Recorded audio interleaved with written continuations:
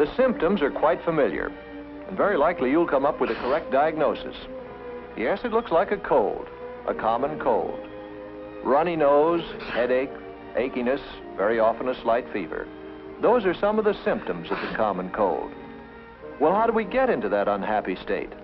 Do we have colds simply because of cold, because of ice, snow, and low temperature? No. Funny thing about colds, where it is coldest, the inhabitants hardly ever get colds. Explorers tell us that Eskimos are cold-free, unless they come in contact with visitors from outside their frozen world. Then, if it is not just cold weather, what is it that causes so many of us to catch cold? Scientists think that most colds are caused by extremely small microorganisms called viruses. Viruses, and there are many different kinds of them, can be scattered with each particle of saliva and mucus when one sneezes or coughs, for instance. But do not think for a moment that cold-producing viruses are spread only by sneezing and coughing. If by some magic the tiny particles of saliva and mucus could be made visible as a black smudge, we quickly would realize in how many other ways we are apt to scatter bacteria and viruses all around us. For instance, Jane here has a cold. Look at that smudge. Look at those germs she leaves on the doorknob. And here's Bob's hand picking them up. Bob, his hand now covered with germs picked up from that doorknob, transfers them to a book. Sue, having the bad habit of wetting her finger to turn pages, carries the germs from the book to her mouth, and then passes them along with a pencil to Anne. Anne carries them home and leaves them on the family's dinner table. Yes, even during an ordinary conversation, saliva and mucus particles escape our mouth and easily reach others who inhale them as they breathe. Just remember how breath becomes visible on a cold day. How then, with so many germs surrounding us, can we avoid having colds all the time? Well, fortunately, our body has defenses against this enemy. Normally, we breathe through our nose.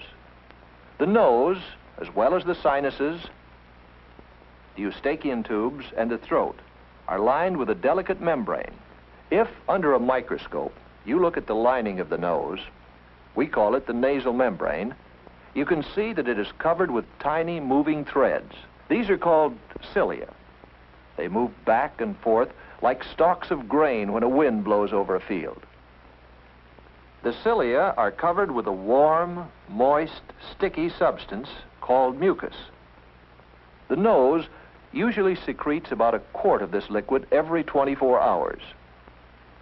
This mucus, by warming and moistening the air we breathe in, prepares it for our lungs.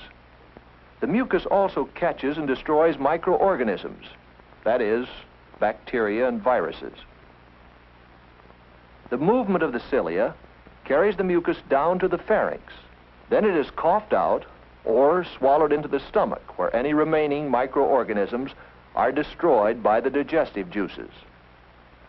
If these defenses are weakened, the cold virus will gain a foothold and cause the inflammations which so often are associated with the common cold. The common cold is not a serious sickness, but still, medical science as yet has not found a cure for it. Ah, yes, there are remedies galore, all sorts of medications, which soothe pain and headaches and so bring some relief. However, they do not cure colds. And no matter how convincingly they may be advertised, do not use them without having checked with your doctor.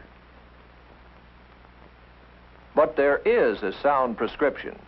If you have a cold, don't stay in school, because if you do, you may send others home with your cold.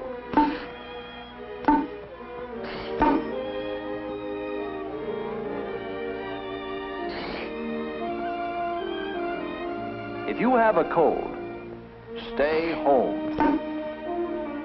Stay in bed. This is the prescription which common sense and medical science recommend. Medicines, but only those your doctor prescribes. No others.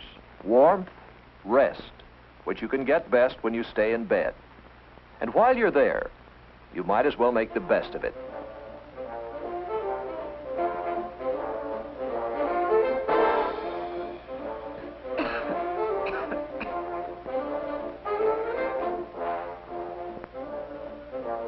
Right. Use tissues instead of handkerchiefs. That way you'll dispose of the germs much better than when you blow them into a handkerchief. However, should you not feel better in a couple of days, or if you keep on having a fever, you should ask your parents to call a doctor. You see, what you think is a simple cold could really be the first symptoms of some other disease, such as measles, infantile paralysis, diphtheria, whooping cough, scarlet fever, influenza, and others. However, even if your illness proves to be only a simple cold, it is still important that you take care of it. A cold which is not treated might very well back up along the mucous membrane and so invade the sinuses, the cavities in the bones of the face and the skull. Or the infection may reach the middle ears when it invades the eustachian tubes, which connect the middle ears with the throat. Frequently, the inflammation also travels down the respiratory tract to the pharynx, the larynx, and the trachea. Your throat feels sore and your voice is husky. It travels to the bronchi. You have a bad cough. And occasionally even to the lungs, and that is pneumonia. These are painful complications, and they often take a long time to clear up. The best defense against the common cold and all these other diseases is to keep up the body's natural resistance. To do so, you must eat regularly and well-balanced meals. That is, meat, vegetables, fruit, milk, and so on. Get lots of exercise and fresh air, but do not exhaust yourself. In cold weather, you must wear sensible clothing to provide proper warmth to remain healthy.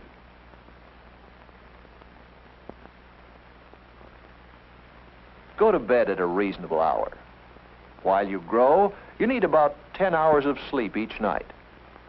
Sleep recharges the body's energies. Protect yourself against infection. Keep pencils and other things out of your mouth. Never take bites of other people's food. Do not use somebody else's drinking straw or glass, not even within your own family. In the bathroom, for instance, use only your glass. And wash your hands frequently and thoroughly, especially before eating. When you wash your hands, you wash away many of the disease-carrying smudges you may have picked up. But if in spite of all these precautions, you still come down with a cold, let us repeat, take it to bed and stay there until it has run its course. This is the safest way to regain your health and to return as quickly as possible to work, to fun, and to play.